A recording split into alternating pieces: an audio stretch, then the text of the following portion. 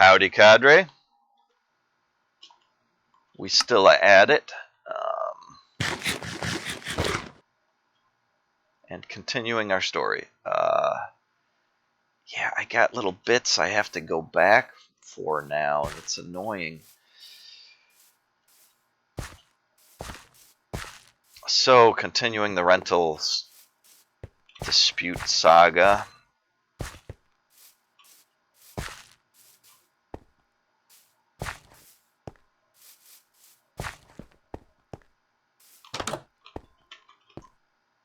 That doesn't go anywhere.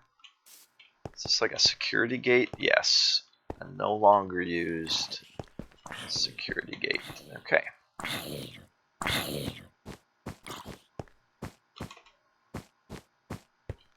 Oh. No, thank you. There's a run. So,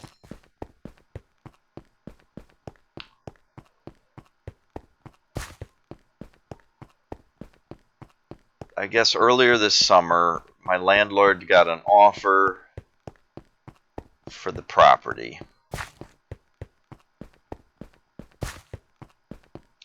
And in June, he asked me to move out by the end of July with a voice message. And since then, I've been doing even more research about the laws, how eviction works,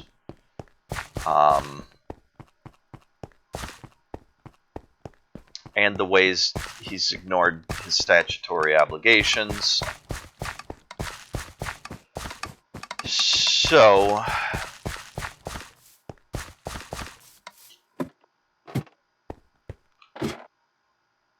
all right.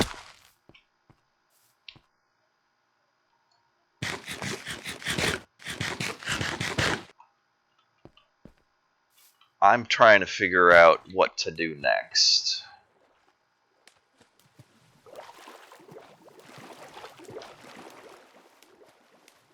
The people who toured the house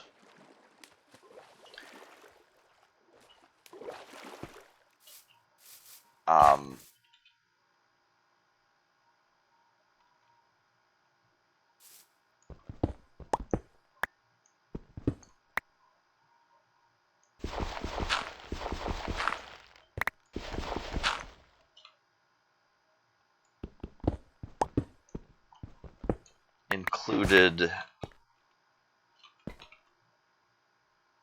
I'm not even gonna worry about that. Either the investor or somebody who represented him, who really didn't want to answer many of my questions.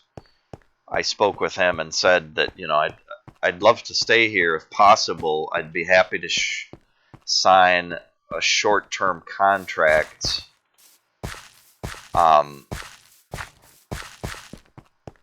to give, so that I would have more time to find a place to move to and would feel more comfortable moving after this pandemic has resolved somewhat.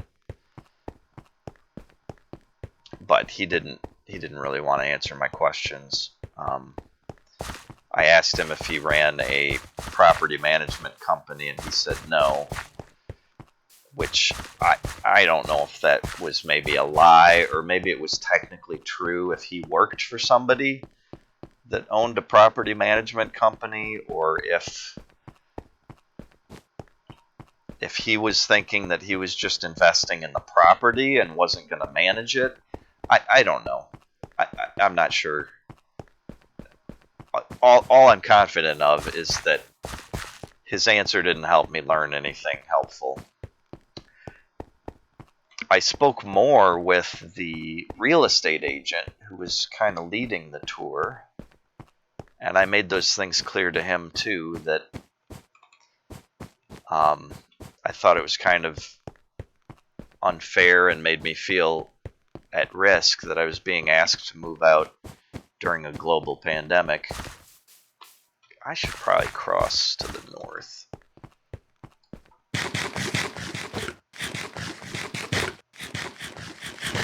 And I asked him about some questions repeatedly through email, like, who are you working for? Who are you representing as a realtor? Who hired you? He wouldn't answer them. He just kind of stonewalled me through email. By using the same tactics my landlord and son have used for years, which is, if I communicate, you pick and choose what you respond to. And you either stall for time, or you try and ignore certain questions or statements, requests.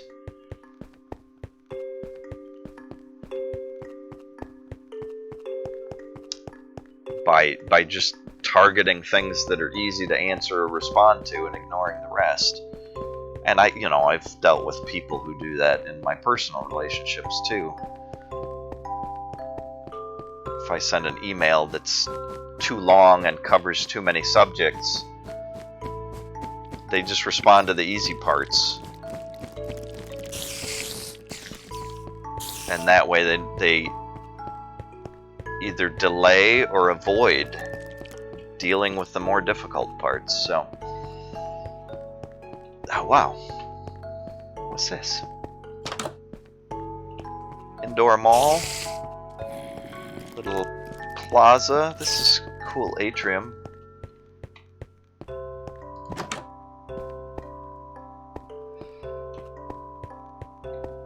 Hinkepacker, a Huey, Choppa.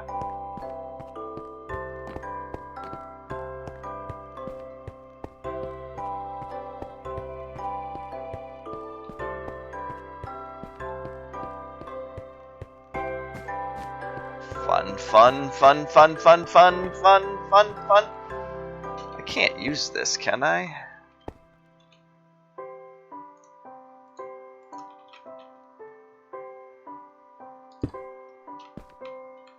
I can. I thought it needed a backing. Oh, hey guy. Are you police or? You don't have a pilot. Your pilot vanished while you guys froze. I still don't know what happened in this city. Oh, ouch. Wow, that was almost lethal. Okay. Thank you for flying at that height, gentlemen. Oh, are these more of the same guys? I broke my boots.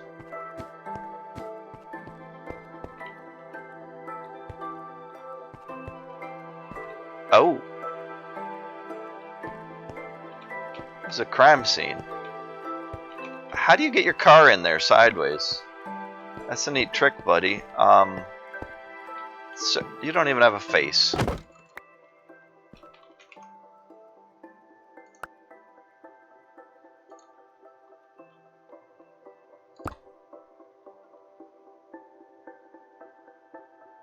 Oh, these pants are almost broke anyway.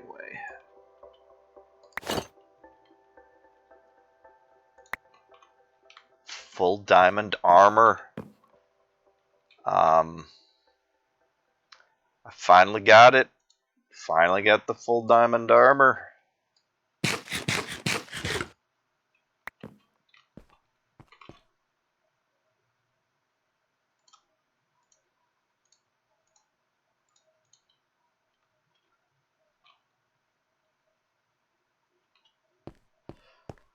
So, oh boy.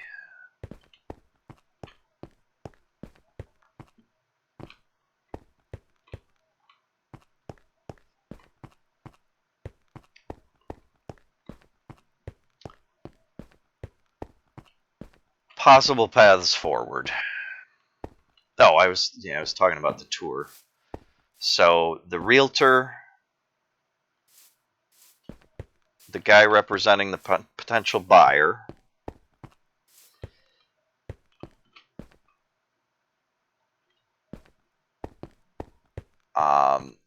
third person was a building inspector, a private company that looks for damage to the structure, potential issues that would be expensive to repair, that sort of thing.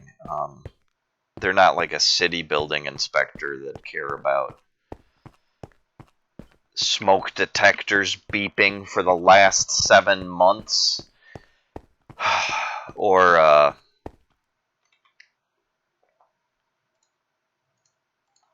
you know, how a tenant is keeping their apartment or something. They're just looking for damage to the building, things that need to be repaired, things that potentially could make it a bad investment or affect the sale price. And the fourth person, I'm pretty sure, was from a property management company or a rental management company. They handle the leases and the signing and the advertising to find tenants and the communication with the tenants and the maintenance, you know, month-to-month maintenance and repair requests. I don't think that's a hole in the map. I think it's tan stuff on a roof or something. So those four guys came through, and I was amused that the realtor, the one kind of leading the show, who you would think would be the most professional and stuff, he showed up at my door without a mask on. And before I let him in, I just said, you got a mask? And he seemed kind of taken aback. I don't know if he's a anti-masker or something, but he's like, oh yeah, I have a mask. It's right out in my car. I'll just go get it. Well, actually, I don't even need to come into your unit if you let these guys in. And 3 of them came into my main room, but really all they cared about was the building inspector seeing it so that he could do his analysis and make his notes and take his pictures.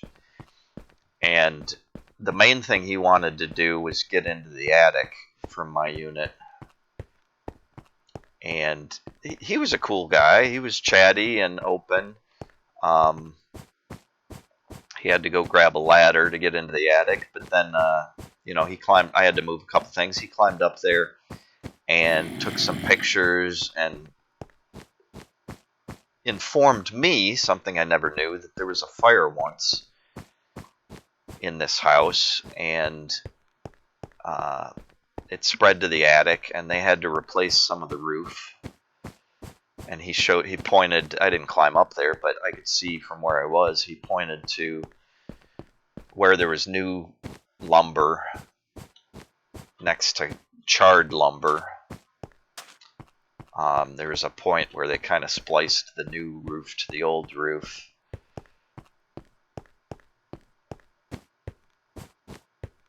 And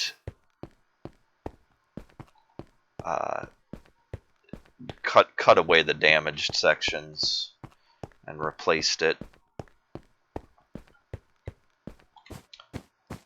And what they left, there were areas that were blackened but deemed still structurally sound, I guess.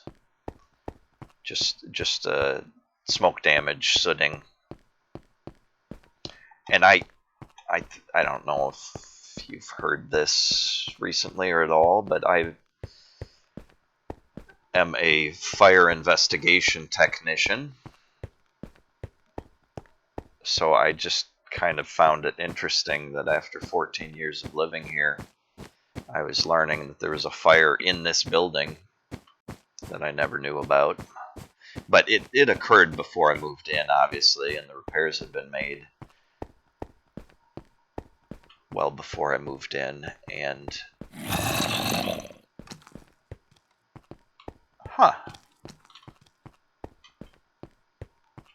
football field, track and field.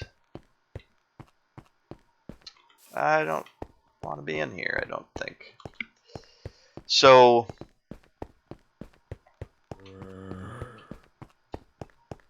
anyways, I made it clear to them that I would like to talk to the potential purchaser and maybe work out a short-term contract so that I wasn't an obstacle to their sale.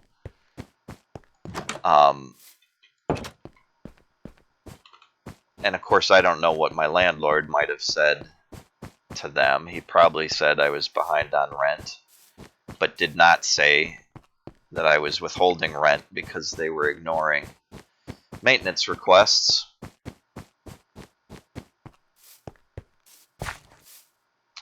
So they just kind of stonewalled me and ignored me. And, you know, it kind of annoyed me personally, but I can deal with that. They're big boys making big money moves, and I just happen to be an American citizen and human being that's living on their property.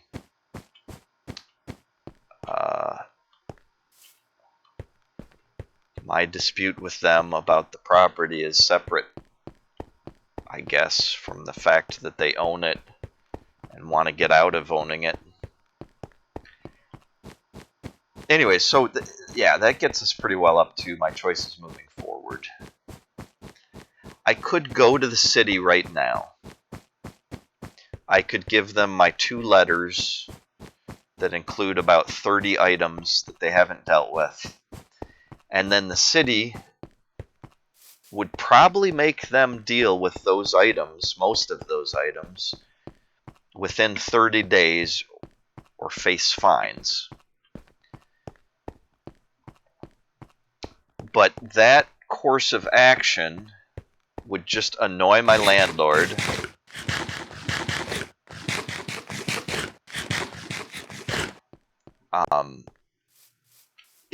It would feel good to me in terms of some sense of justice or even retribution or, you know, whatever. That he's been ignoring me for so long and I could force his hand in spending his time and money fixing this stuff right before he sells it. And it probably wouldn't affect the sale price much. So it would be, from his perspective, it would be wasted time and money. Which is why the main thing it would accomplish is just making him dislike me more. Which I don't care about his opinions of me.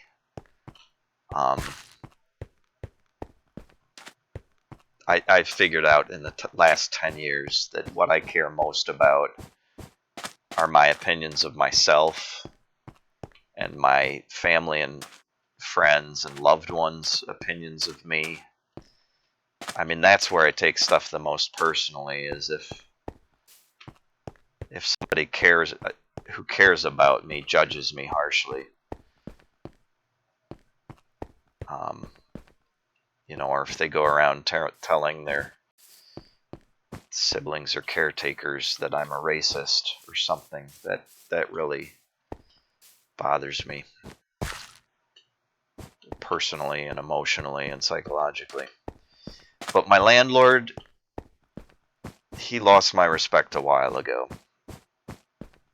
And if he wants to consider me an enemy or a bad guy or whatever, it doesn't impact my life much, except of course, you know, that our dispute is not resolved, and I would like a resolution rather than just, like, it's clear to me that what he's wanted all along is for me to just deal with his neglect,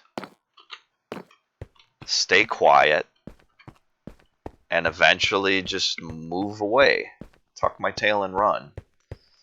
And so part of me feels like this is a good character building potential and learning experience. I mean, not only creating who I want to be moving forward, but also learning about how learning lessons from this whole experience, how the world works, how the justice system works, how the city works, and what the best ways are to resolve disputes like this. I've said it a few times that my natural instinct is to avoid conflict and even avoid appealing to higher authorities, because I'd rather deal with things man to man, or person to human, to resolve conflicts than to appeal to authority. I have enough of an anti-authoritarian streak, or a libertarian mindset, or whatever, that I like that idea to resolve stuff on your own. Ah, nice. But sometimes you get backed into corners, and you got to choose fight or flight. And that's where I'm at now. So one option I have, obviously, is just to move out. And now I've gotten a letter from a lawyer, a notice to quit based on just like, yeah, I was surprised it didn't reference the back rent. So I don't know if my landlord has given up on collecting that. I think more accurately, he's kind of admitted that that's a separate issue and could pursue me in some small claims court. But the thing is, if I move out, he has less power over me. He doesn't control my living quarters, for example. He doesn't have keys to my front door.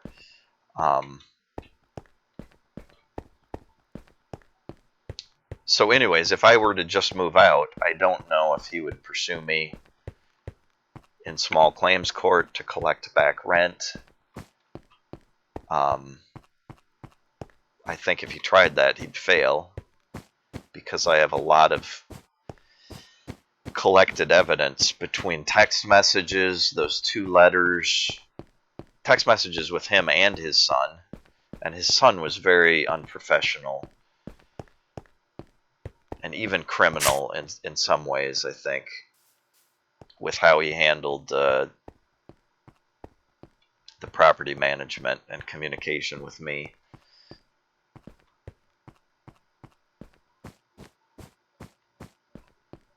Well, this is an easy tour of the city if I keep sleeping right when it gets dark.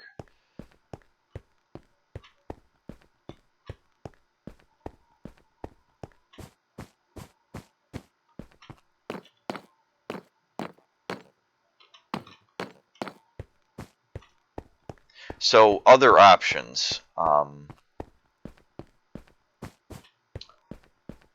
I could go to the city right now. Yeah, I kind of said that.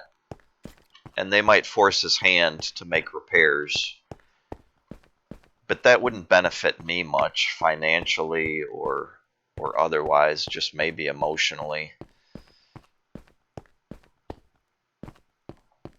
And I don't need to feel like a winner in this. I mean, not like publicly or whatever. I do want to feel like I'm making the best choice I can. So anyways, that leads us to our other options. I could hire a lawyer. They made that clear. I think that was an obligation. They made that clear in the letter to me, that if I think I'm being evicted for the wrong reasons, I could hire a lawyer and fight the process. And I could wait for eviction court to present my evidence, my photos, my text messages, my letters, and explain to a judge in that venue how I feel like I'm the victim in this whole situation. And that during a global pandemic, like normally I'd get the help of my family and friends to move my large items or the bulk of my stuff. But right now, during this pandemic, I feel bad asking my parents to drive across the state and put themselves at risks that they aren't normally exposed to. I'd feel bad about asking my brother to volunteer his time when he's got a family and a business that he's operating.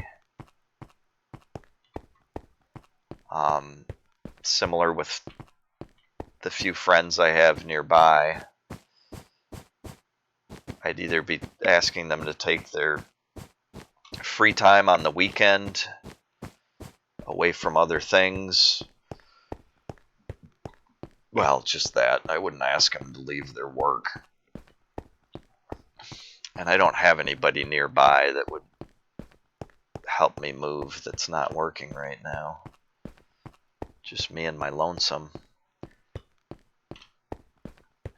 And I could probably do a whole lot of it on my own, but it would be a couple weeks of really focused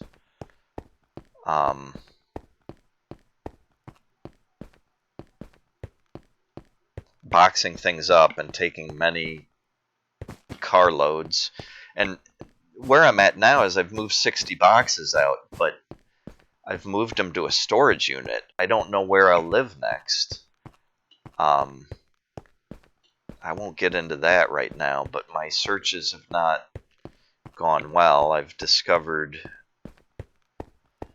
a lot of scams on Craigslist where people who don't even own the property are trying to get down payments and security deposits just by posting a couple images online and copying and pasting property descriptions. And if you're curious about that, ow, that was some lag. Oops, okay.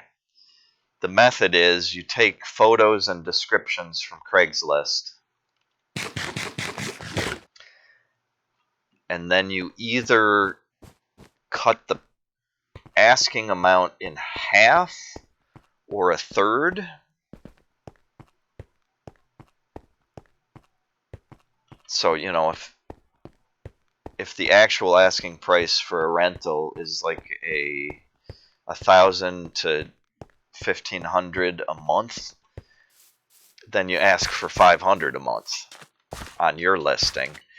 And Craigslist manages the emails anonymously, but what they do is if you respond, they immediately ask you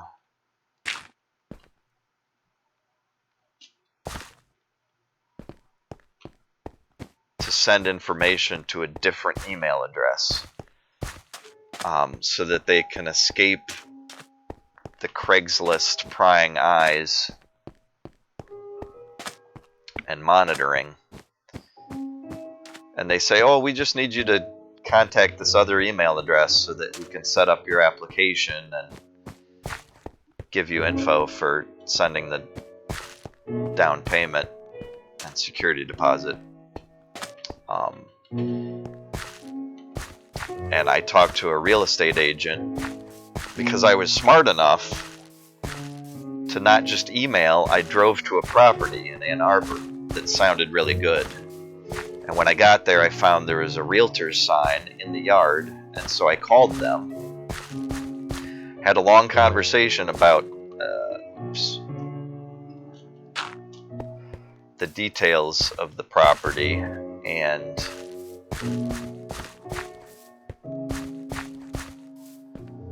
when I finally asked about the rental price, they said, oh yeah, it's $1,600 a month.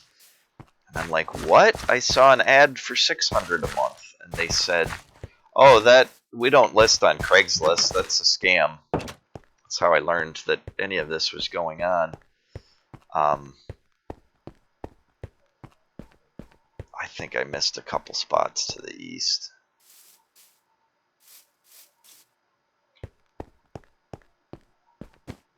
Darn it. So that's a whole new thing you got to deal with in the modern day and age that I wasn't aware of till now. The other issue is there's a whole lot of listings online through places like Zillow and apartments.rent and other websites. And some of them will pull from other public listing sources. No, those are like things on the roof or something.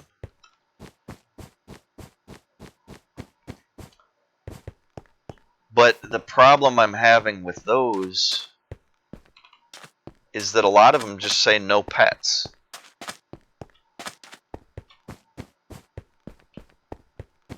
So I wouldn't be able to move with my cat, who I sometimes refer to as my domestic partner. And if I was looking for something short term, I could leave her at my mom's or something like that, but I really don't want to do that. She's old, and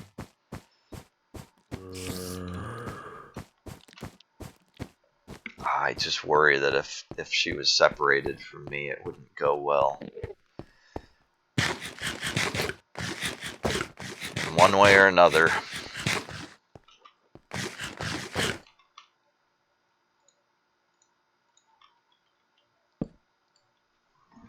So, and then some of the apartments, they ask you for a $250 pet premium. And then they might ask you for an extra $25 a month on top of that. So if I was moving into a place that I might stay long term, I'm just cranking up the cost again, and I know it's just for having a cat. And some of the places say they must be declawed, and there's no way that after having this cat for about 14 years, there's no way that I would have her declawed now. She doesn't rip up the furniture, and she's certainly not going to scratch at drywall or wood floors or things like that. So I understand why they have those clauses in general. And I know that the $250 fee is so that they can do a thorough cleaning in case the person who moves in after you is allergic or something. They can do a thorough cleaning and scrubbing and wall washing, whatever they need to, kind of detox. I get that, but I don't want to get into it, especially if I'm going to be someplace long term.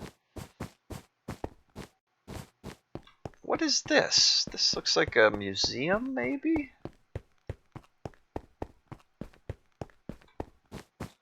It's pretty. I've been near here, but I've not... Oh, it's a church. Take me to church. Oh, I don't want to be here. It's a bad church.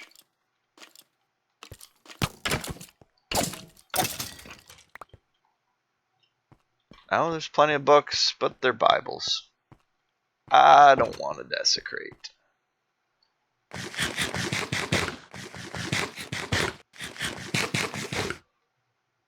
Yeah, and I've run through this graveyard. It's the other direction, I guess.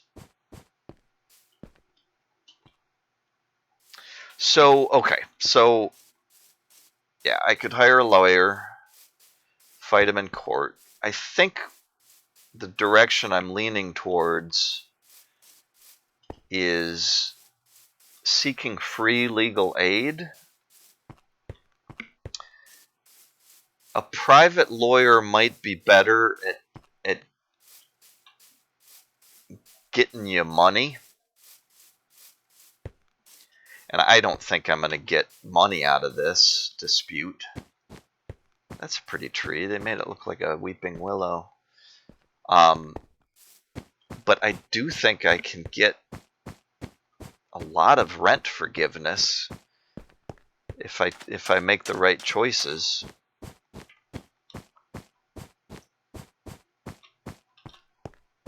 And part of what blows my mind is right now there's a eviction deferment program nationwide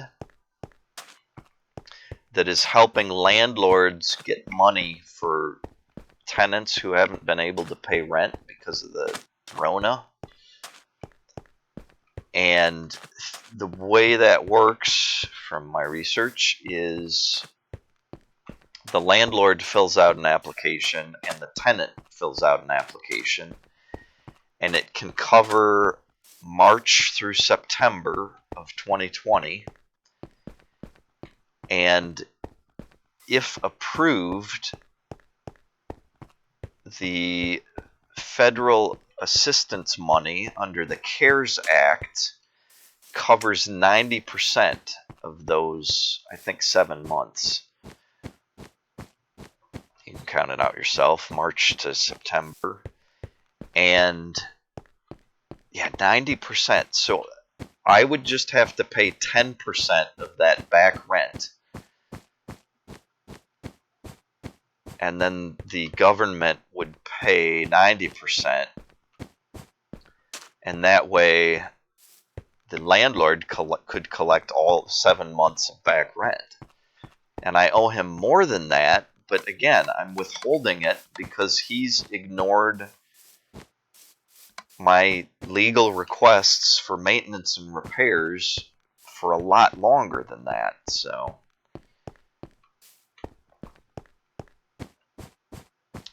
but yeah, that pretty much gets us caught up. The question I have is, what's best for me moving forward?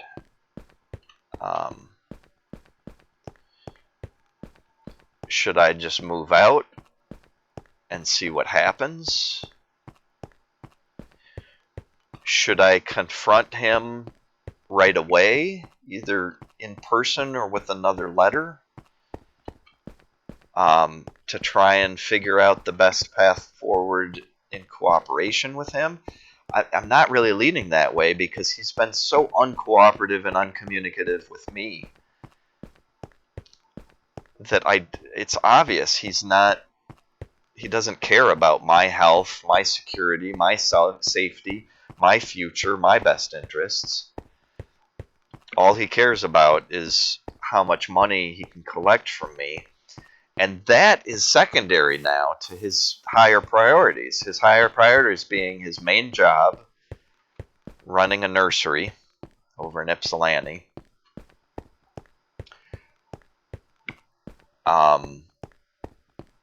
Probably his relationship with his son is more important than any opinion he has of me.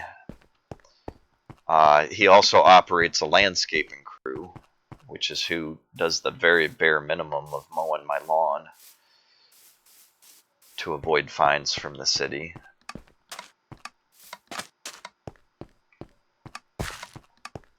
But anyways, my other paths forward would be to quickly get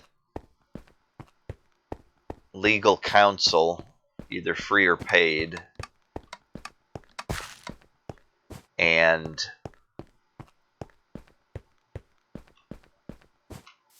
start a civil claims suit, be proactive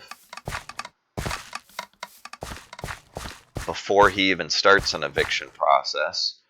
Or I could just wait for the eviction process. But I just heard a piece on NPR that was talking about evictions because there's so many of them going on right now. If I wait for eviction court, it would probably buy me a lot of time here while we're in dispute about this stuff.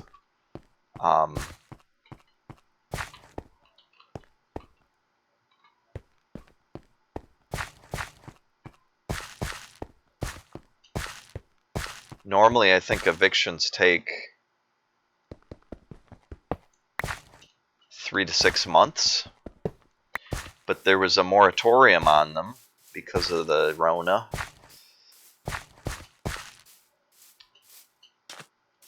So there's a backlog of them, And now that there's so many that they're trying to, now that there's so many that they're trying to push through the court systems, they know that there's going to be delays in processing and a backlog, and because of that, they're prioritizing cases that involve danger to people, either unsafe living conditions or domestic disputes where there's a threat of violence or harm. So they're going to be prioritizing cases where people are unsafe or at risk, which is not mine. So where it might take 3 to 6 months, my eviction might take him 6 to 9 months before he could actually have a court order to kick me out.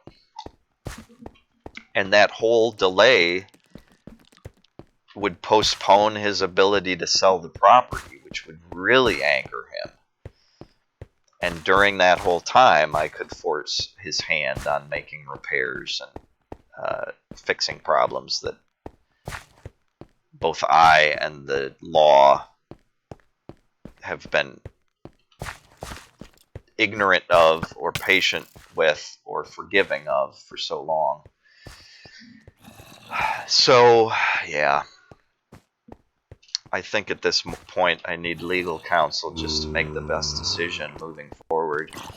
And I can explain to them that, I'd kind of like to see him, I'd kind of like to see some justice, some amount of justice. But really,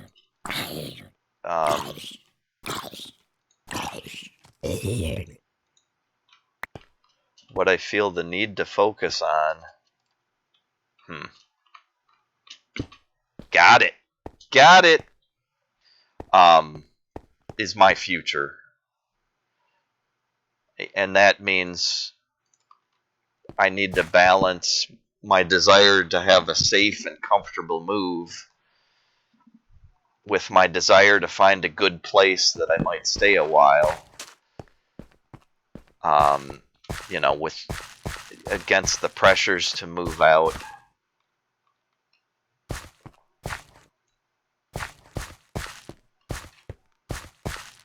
And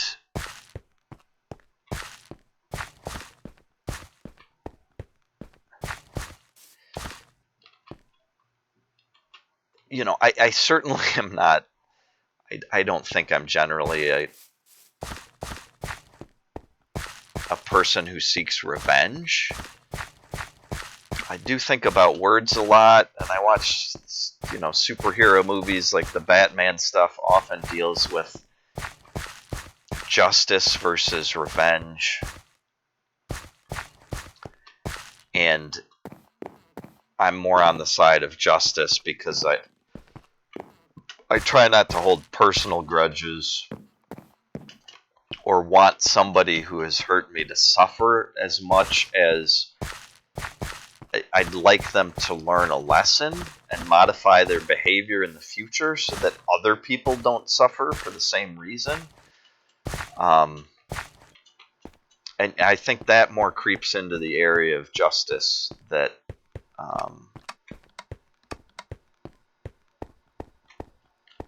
I'm seeking a modification of behavior more than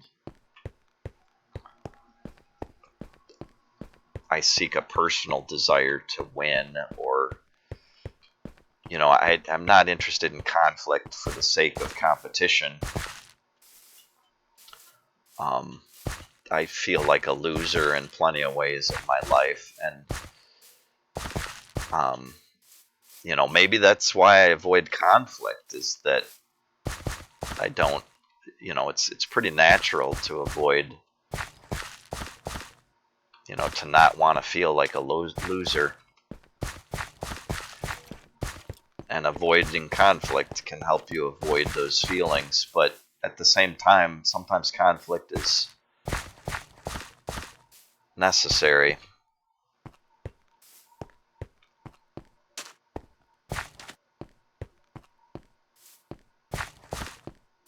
So part of me thinks, you know, if we went to court, maybe I'd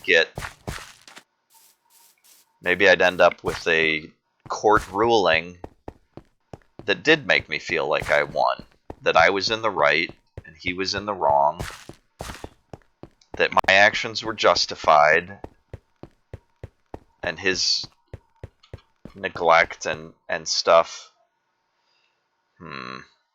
Alright, let's skirt along the edge. But I also, you know, for the sake of my own character, I feel like I'm a pretty good judge of myself. I've been combating ego for a long time. And I know I have ego. We all do. It's a part of the human condition, and it's very rare to overcome. And I think even the Dalai Lama combats with ego. I think he has a vested interest in projecting the idea that he's overcome his ego. And I think in a lot of ways he's better than most of us at it, that he has overcome his ego in ways, but he's wrapped up in his own peculiar need to appear peaceful and non-combative, and in some ways that makes him anyways, I don't know, you got Dalai Lama or a guy down that. It's a weird sidetrack. The Buddhist in me revealing itself slightly. I guess I need to swim.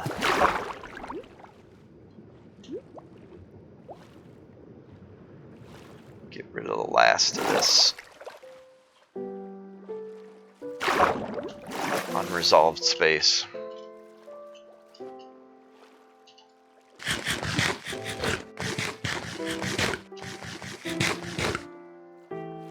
So yeah, the choice moving forward is hard because there are different paths I could take that are legitimate and legal, but those different paths have different cost-benefit analyses, so I need to clarify in my mind my own priorities. Am I going to focus on what helps me the most financially? Am I going to focus on what helps me the most psychologically? Am I going to focus on what gets me out of my current dispute the quickest? Or am I going to focus on what gets me out of this current dispute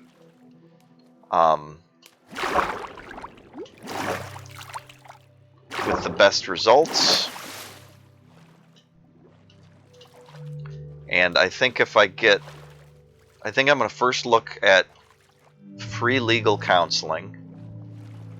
They may have particular insights in the Michigan law and the judicial process and the current state of things,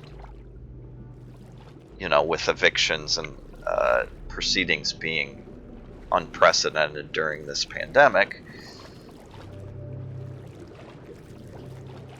Hey, you guys want to swim with me? You guys want to swim with me?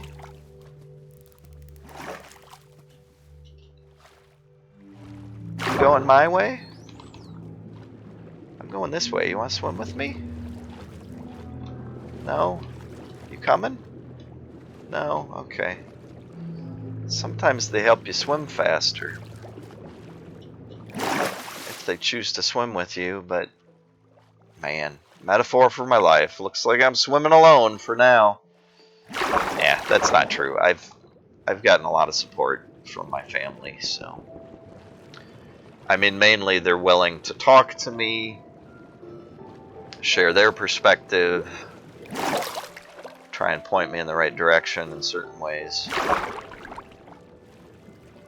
And the more I've opened up to my family about things, the more I've realized that they do support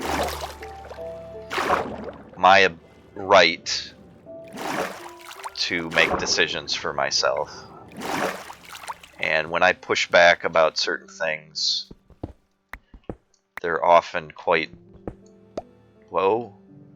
respectful.